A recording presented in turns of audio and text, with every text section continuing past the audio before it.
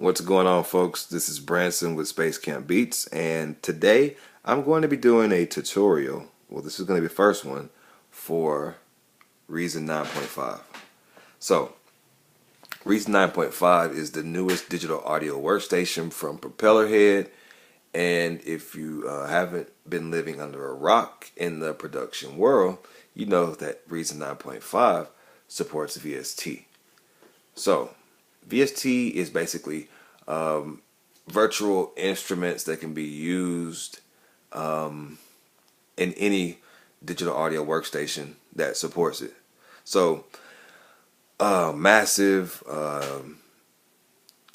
Absinthe, Omnisphere, Silence, Serum, all those are VST supported synthesizers that you can basically use in any digital audio workstation that supports VST.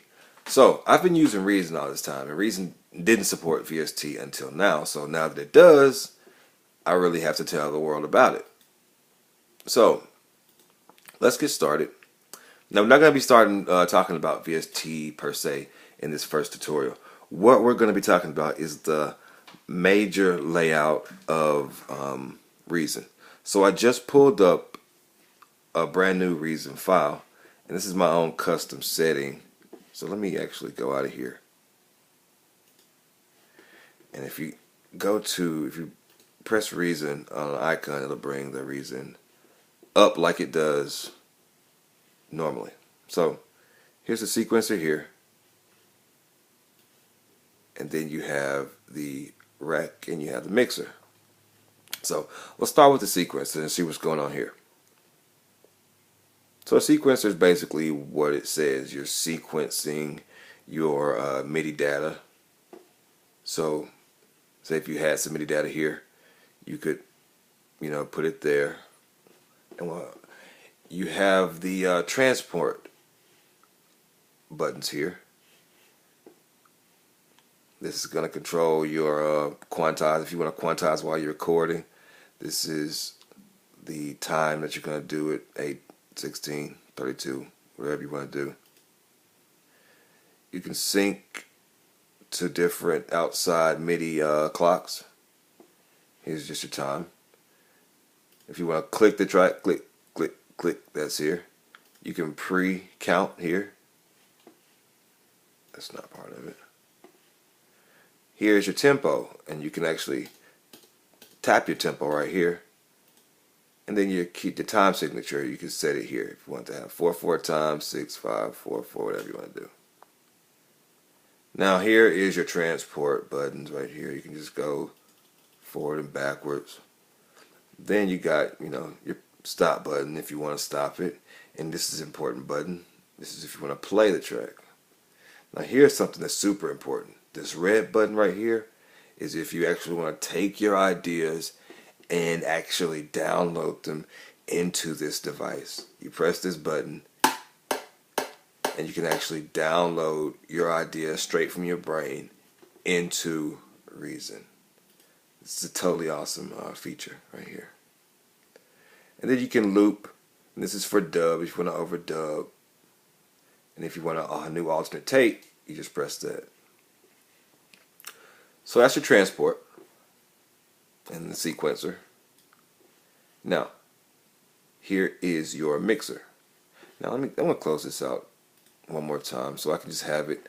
I have a default layout, and it's easy to make a default layout in the preferences. I'm not going to save this. So my default layout has my sequencer here, window here, and then I have my rack and mixer over here. So let's talk about the mixer window. Well, the rack window. Which one are we talking about?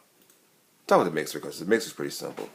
The mixer is right here, and the mixing board is going to have this little thing, this device here, and you can make multiple ones when you're making different instrument devices. So say I added a device. Let's just add a red drum, whatever you want to call it. Add that. Now you'll see that there's another mixing channel here for my red drum. And I can do all kinds of stuff with it. Now if you notice, that's the channel there, and for each individual device is going to have its own little mixer remote right here. So you can actually control the mixing levels. You can pop up the mixer right here. Oh, it's already up, but it's right there. Or if you want to find the device in the sequencer, it's right there.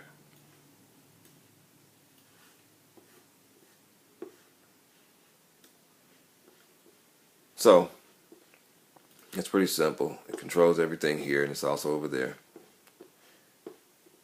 And now let's go to the rack.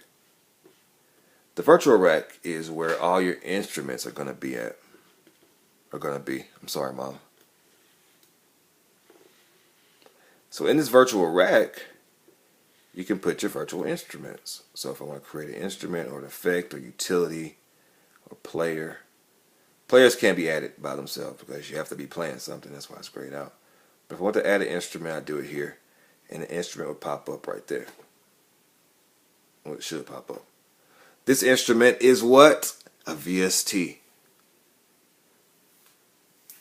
And this particular one is Machine. So I'm not going to be going into too much detail about that. I'm just excited about the fact that you can do it. That's Machine.